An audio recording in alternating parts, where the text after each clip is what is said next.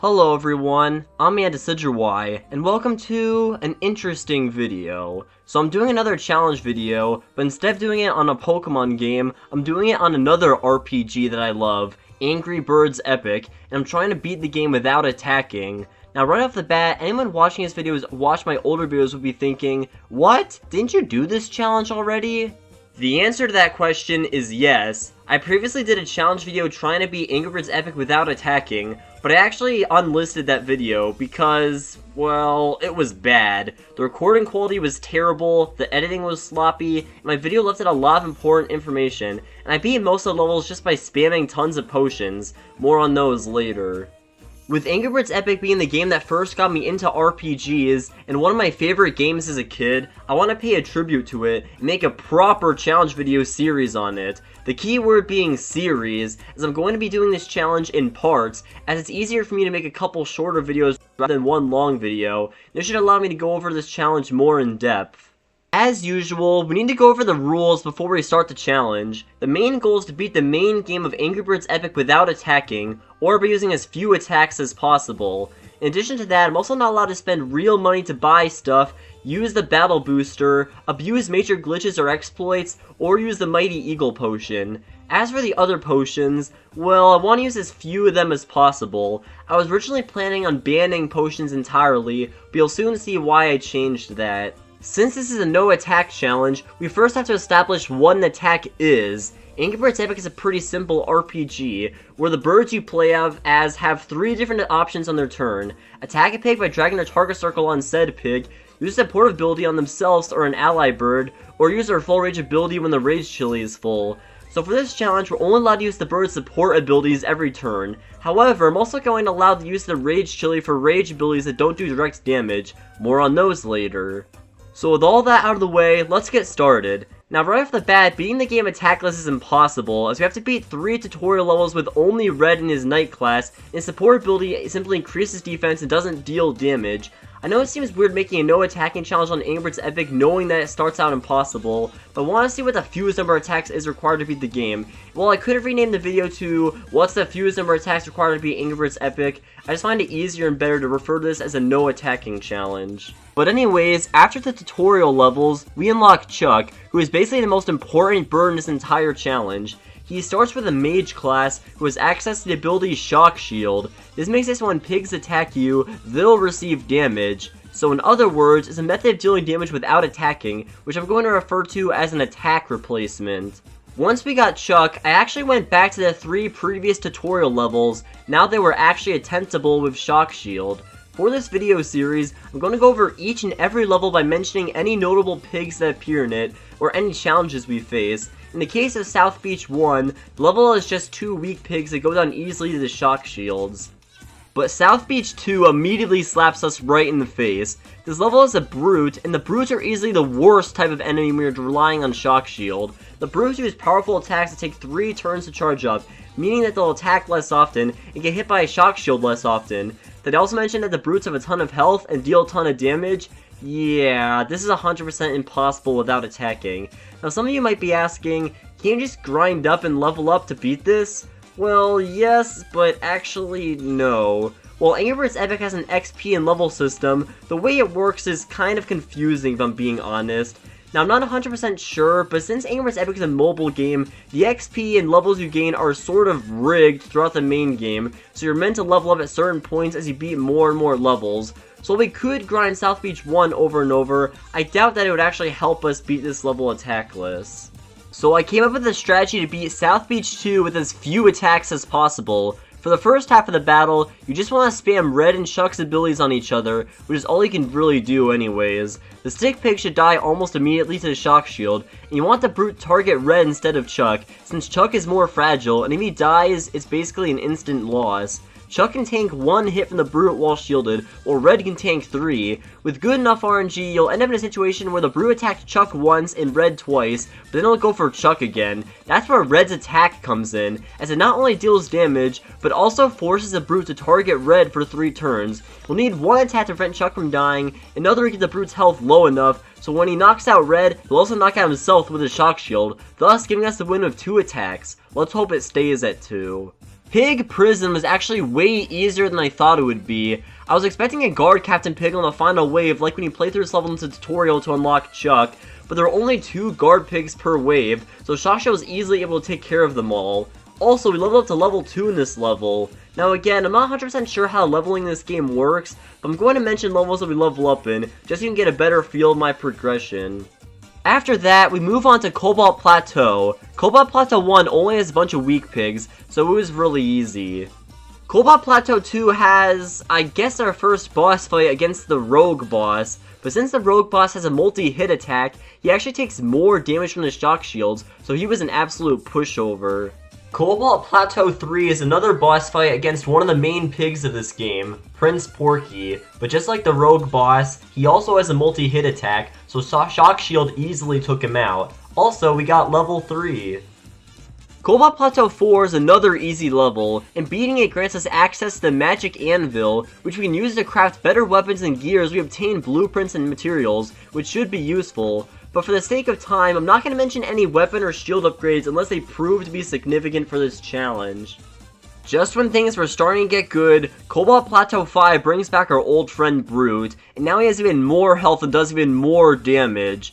Now, fun fact, it is actually possible to beat this level attackless by using glitches, but I want this to be a glitchless run, so I'm not allowing that. Instead, we're going to have to attack 4 times with red to win. This helps deal more damage to the Brute, but it also fills up the Rage Chili more. If you don't know how the Rage Chili works, basically the Rage Chili in Angry Birds Epic fills up whenever your birds attack or when the pigs attack the birds, and once it's full, it lets the birds use their full rage ability.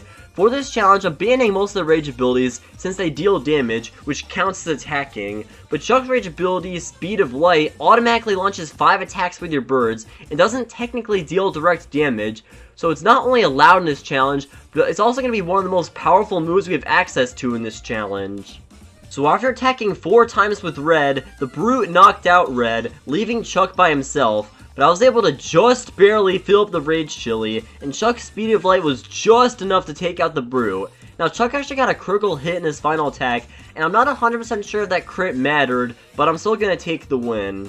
Cobalt Plateau 6 was another easy level with only regular pigs, and Cobalt Plateau 7 introduced the Rogue Leader. His over there ability is actually helpful for us, as it makes all the pigs target one bird, so we just need to protect the targeted bird with a shield and shock shield, and all the pigs are pretty much doomed.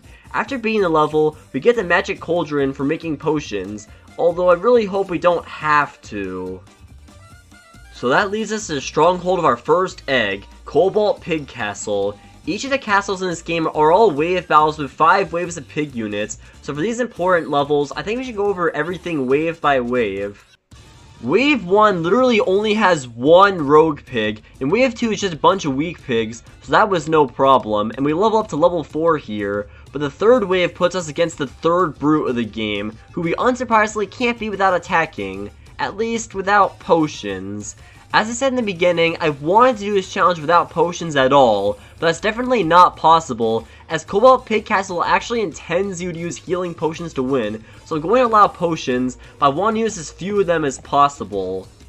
So we go for a similar strat we used for the previous 2 brews, but this time we heal with potions to keep Red and Chuck alive. Also, if you're wondering why I have so many potions, you actually get 5 healing potions as a consolation prize for losing this level, which further proves the game's intent of using potions here. And you've probably also noticed that I paused a couple of times in battle to try to do some damage calcs, but in the end, I ended up using 3 potions on the Brute wave. I also had to use 2 more potions going into wave 4, so Red and Chuck wouldn't die. This wave has a big boss pig that can command all pigs to immediately attack our birds. That was actually kind of good for us since it meant all the pigs died to shock shield faster. Now, I was originally going to save my Rage Chili for the final wave, but then I remembered how Prince Porky does against shock shield, so I used Speed of Light to take out the boss pig, and then we get to the final wave. Whizpig uses his magic to supersize Prince Porky, making him more powerful. But even when supersized, Prince Porky still attacks 3 times, taking damage 3 times each turn. And just like that, we defeat Porky, destroy the Cobalt Pig Castle, and rescue our first egg, with a total of 6 attacks and 5 potions used so far. So yeah, the early game hasn't really been all that friendly to us so far, and we've also had to use a Mage's Shock Shield to beat every level, but that's about to change. After beating Cobalt Pig Castle, we get access to our first class shop, where the game forces us to buy Red's Guardian class. However, I'm more interested in the other class that I buy, Chuck's Thunderbird. Chuck's Thunderbird class has the ability Lightning Fast, and this ability is pretty straightforward. It makes the selected ally bird immediately attack a random target. In other words, this basically allows us to attack without technically attacking, making the Thunderbird our go-to class for this challenge.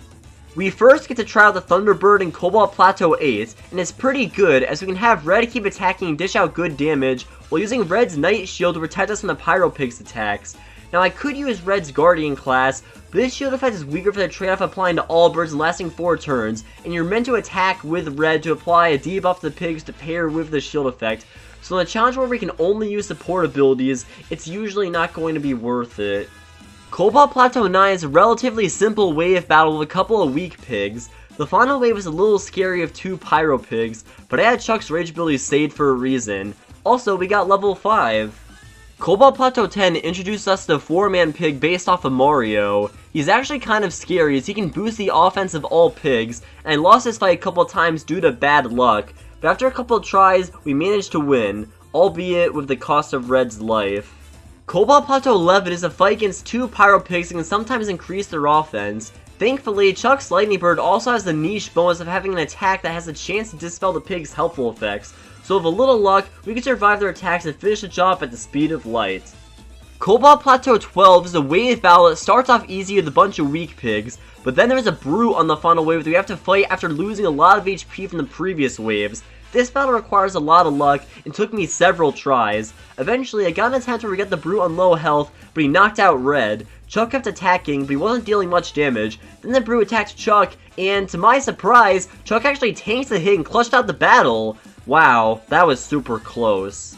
We then make it to Matilda's garden, where we have to save Matilda and her garden from the mini-boss Monty. Now you probably noticed I'm using Red's Guardian for the first time. That's because Monty's attack has a 100% chance to remove all helpful effects from a bird, so using the Guardian in an attack that lowers the pig's offense is better than shielding. Monty also has the ability Flash Bomb, which makes attacks have a chance at missing him. To counter this, we use Chuck's Lightning Bird attack to remove the effect, which was actually an intended method of beating this boss, so Monty was really easy to beat. We get level 6 and we unlock Matilda. A strong healer who also packs quite a punch. She starts with a Cleric class, who has the attack Healing Strike, which deals damage and heals all birds a percentage of the damage dealt, and the support ability Healing Shield, which heals all birds a small portion of health whenever they're attacked. Overall, a pretty solid class for this challenge. With a full team of 3 birds, we take on Puzzle Bridge. This wave battle features a bunch of Pyro Pigs, but Red's Guardian Shield combined with Matilda's Healing Shield made them pretty much obsolete. After beating this level, we unlock Professor Pig's lab so we can buy more potion recipes. Although again, that's not really helpful when we're trying not to use potions. We then head through the Golden Plains in pursuit of Prince Porky. Golden Plains 1 was full of a bunch of weak pigs that sometimes stumble and waste their turns. While the level was easy, my birds still came close to dying, so I used Matilda's Rage ability, Matilda's Medicine, to heal everyone. Oh yeah, I should probably also mention Matilda's our only other bird other than Chuck that has the Rage ability I'm allowed to use, since it simply heals all birds or removes all harmful effects from them. Golden Plains 2 is a couple of weak pigs along with the Mario Pig. The pigs actually started doing some heavy damage, and Chuck came super close to dying right near the end, but thankfully Matilda's Healing Strike was able to heal everyone. Golden Plains 3 is a wave battle that introduces us to Pirate Pigs. Since the pirates are immune to negative effects, we went back to using Red's Knight, as it deals more damage and doesn't rely on attack debuffs. We save Chuck's Rage Chili for the final wave against the Pilot Pig, but we don't knock him out. The Pilot Pig is dangerous as he can lower our defense and deal heavy damage to all birds. He ended up hitting us once, almost killing Chuck, but we managed to hang on thanks to Matilda's Healing Strikes. Then we used Matilda's Medicine to heal us and remove the defense drops, allowing us to survive another blow and then finish off the Pilot Pig. We unlock the Golden Pig Machine, which allows us to get more gear, and if we're super lucky, we can even get legendary set items. Now, I'm not exactly sure what my ruling on a Golden Pig Machine should be. I'm not allowed to spend money, but the machine lets you get a free roll every day by watching an ad. If you think using the machine should be allowed, please let me know in the comments. But for now, I'm just going to get my daily roll machine each day, but I'm not going to use any of the gear that I get. Although, so far, none of the gear I actually got was all that useful, so it doesn't really matter that much as of right now. Prince Porky then escapes in his balloon and crash lands on Desert Island. Bomb shows up in the bird ship so we can get across the sea, but then he gets ambushed by some pirates, so we have to save him. We head over to Cornucopia Woods, where we fight some more pirates. While they aren't that tough, their attacks can lower your offense or poison you, which is really annoying. The best strategy was to have Chuck keep attacking all the pirates, and use Matilda's medicine when you can to remove the status effects. We level up to level 7 and unlock Bomb. We can't use the bird ship yet, as the Pirate Captain Pig stole the wheel. We have to fight and beat the captain 3 times to get the wheel back, but doing that is way easier said than done. The Pirate Captain Pig is able to summon 2 pirate allies after 2 turns. This brings us to one big flaw of the Lightning Bird's lightning fast ability, the random targeting. We have 0 control over who the birds target with this ability, and normally in a battle of the pig that can summon other pigs, the best strat is to take out the summoning pig first, but there's a good chance with the lightning fast ability that our birds will just target one of the random minions instead, and since we aren't taking out the pig summoning the minions, more and more minions will be summoned to the point where we get totally outnumbered and absolutely destroyed. Now the first Pirate Captain fight wasn't actually that hard, and I beat him on the first try with my usual strats. However, the second fight was harder, for some reason. I'm not 100% sure, but in the first fight, the captain seemed to attack more often instead of summoning pigs. But in the second fight, the captain kept calling more and more pirates, and I lost several times. But on one attempt, I had some insane luck. I was able to take out the pirate captain with Chuck's speed of light, but Chuck was now at low health and was poisoned. If the remaining pirate pig attacked Chuck, it would be a loss. But by some miracle, the pirate didn't kill Chuck. And after taking the poison damage, Chuck survived on 1 HP. Throughout my entire childhood of playing this game, I've never had a battle in Angry Birds Epic this close before. This was insane. After that insane battle, it became clear that I couldn't keep relying on luck to beat the pirates, so I changed things up a little. I decided to replay some previous levels to grind for some new gear that we unlocked blueprints for. I also changed up my team and replaced Red with Bomb for the third captain fight. Bomb mostly focuses on being highly offensive, and his pirate class can deal lots of damage and can buff allies' attack power with his support ability. At first, I figured that wouldn't be all that helpful in no attacking challenge, but it actually has some good uses.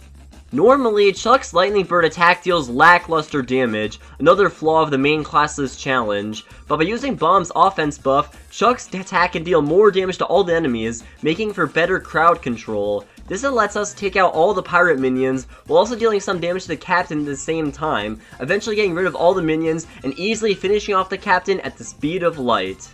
And with the pirate captain finally defeated, we get the steering wheel back, repair the bird ship, and set sail across Limestone Lagoon to get to Desert Island. Limestone Lagoon 1 is a relatively easy wave battle, but it also introduces the pirate veteran with his counter ability, so I needed Chuck to dispel the counter. The final wave also has a big pirate who can deal lots of damage to all birds, but thankfully Matilda's healing shield allowed us to survive. Limestone Lagoon 2 is an easy level with a bunch of weak pigs, and Limestone Lagoon 3 introduces us to undead pigs, who can revive 2 turns after being knocked out if there's at least 1 pig remaining, so the best trick is to keep spamming Chuck's attack. While this level is easy, I feel like undead pigs could prove to be a big threat later on. Also, we got level 9 after beating this level.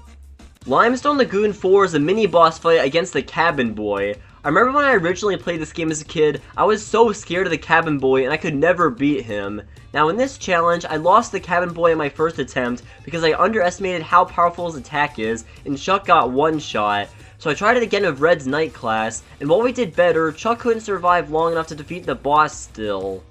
That's when I realized I was being stupid and that I forgot to buy the new classes that I just unlocked, Matilda's Druid and Red Samurai, the latter of which will help us beat this boss. Red Samurai is already a good class by itself, but in this challenge, it's the best class for Red by far. Its support ability, defensive formation, greatly increases the defense of all birds, and normally the whole caveat of it is that it only lasts for 1 turn. But in this challenge, we can just spam it every turn because, well, that's all we can do in this challenge really, which almost makes all the birds invincible. So I attempted to fight a 3rd time, and with Red's defensive formation and Matilda's healing shield, we can keep Chuck alive long enough to slowly but surely defeat the Cabin Boy.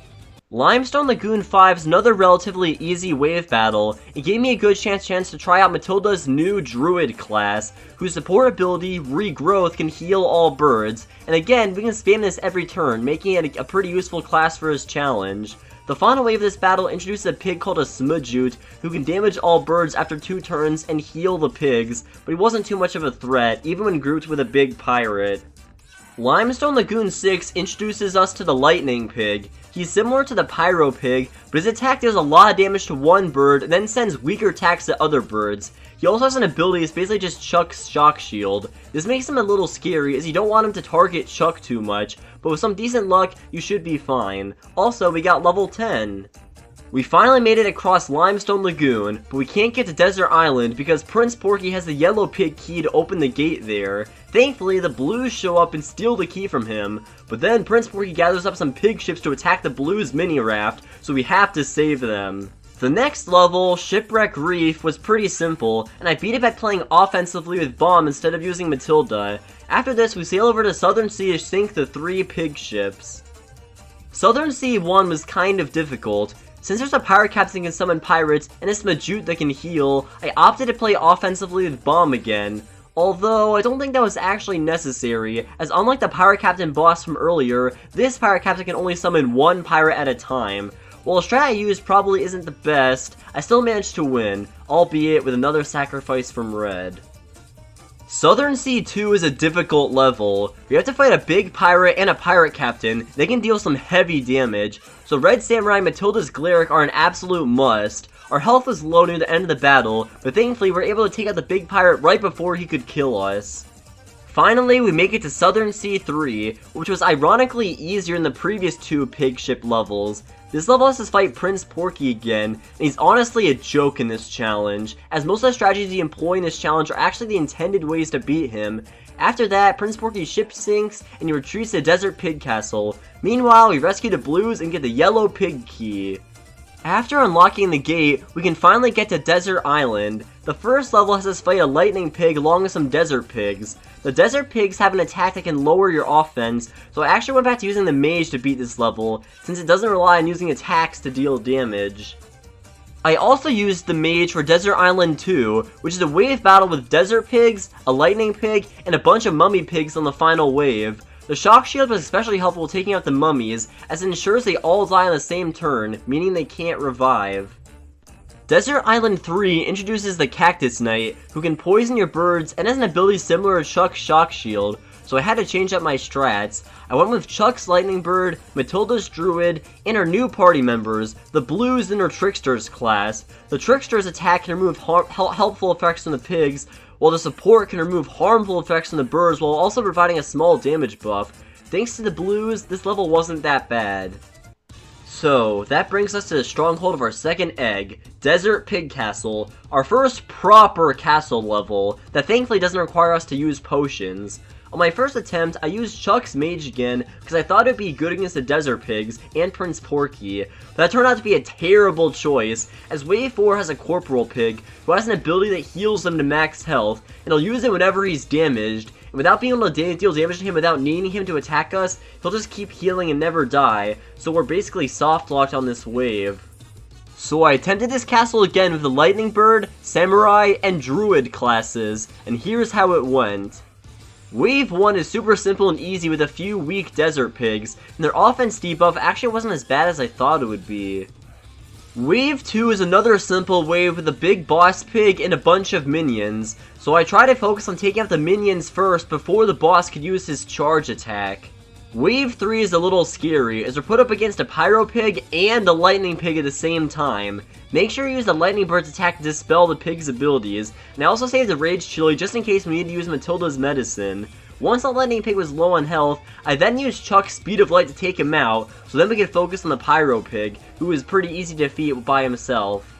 For Wave 4, we took out the Guard Pigs first, so then we could focus on dealing as much damage as possible to the Corporal. While his healing was annoying, he wasn't much of a threat now. So that brings us to the final wave of the castle, where we fight another supersized Prince Porky. I know I said Prince Porky was a joke earlier, but he's actually a lot tougher here. He has access to the ability Tit for Tat, which greatly increases his offense in exchange for decreasing his defense. He can also summon 2 bombs every 2 turns, and while they only deal 5 damage for some reason, they're still incredibly annoying, as again, the Lightning Bird's lightning fast makes the birds target a random target, and the birds will sometimes not hit Prince Porky. However, I actually got super lucky on this attempt. The weapon Red had in this battle has a 5% chance to stun a pig for 1 turn. I got a couple of lucky stuns on Prince Porky. I was also decently lucky with the random targeting and lightning fast attacks, and the Druid's Thorny Vine attack helped damage Prince Porky between turns. We were able to take out Prince Porky so fast, he only got to attack us about 3 times. So with Prince Porky defeated yet again, we rescue our second bird egg without adding any attacks or potions to our original total of 6 attacks and 5 potions used so far. Wizpig then takes the third egg over to the Star Reef Pig Castle, which we'll have to take on in the next video of the series.